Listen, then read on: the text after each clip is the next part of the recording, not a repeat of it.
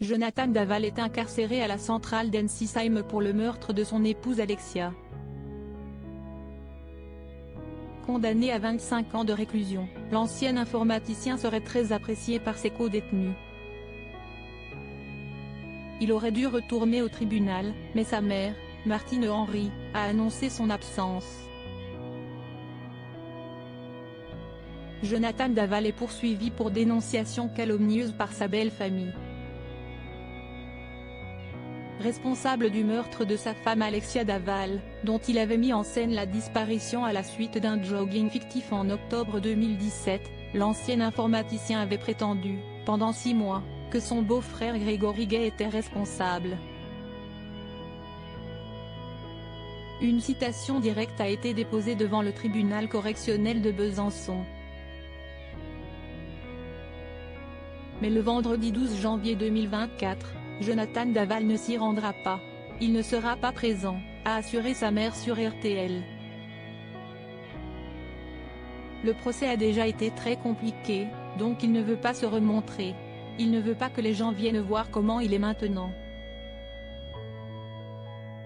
Il fait confiance à son avocat. En lieu et place, il restera donc à la centrale d'Ensisheim, dans le Haut-Rhin, où il a été transféré après avoir tué sa femme. Et où il semble mener un quotidien plutôt sympathique. Jonathan Daval, sa mère raconte son quotidien en prison. Sa mère l'assure, Jonathan Daval est très apprécié à la centrale d'Ensisheim.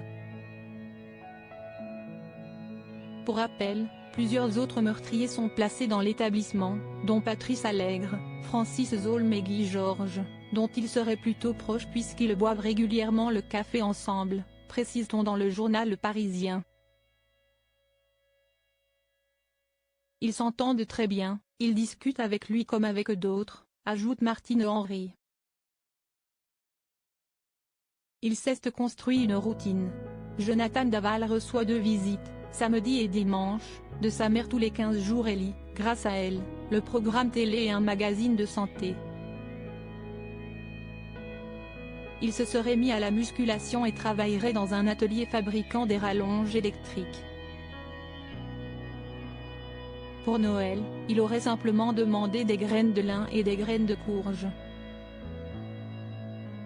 Jonathan Daval a été condamné à 25 ans de réclusion pour le meurtre de sa femme Alexia, orchestré en octobre 2017 à Gray-la-Ville. Avec les remises de peine, il pourrait espérer sortir en 2030. On ne se projette pas, précise toutefois Martine Henry. On vit au jour le jour. Je serai toujours là pour Jonathan. Si estime mon enfant, ma chair, ma vie.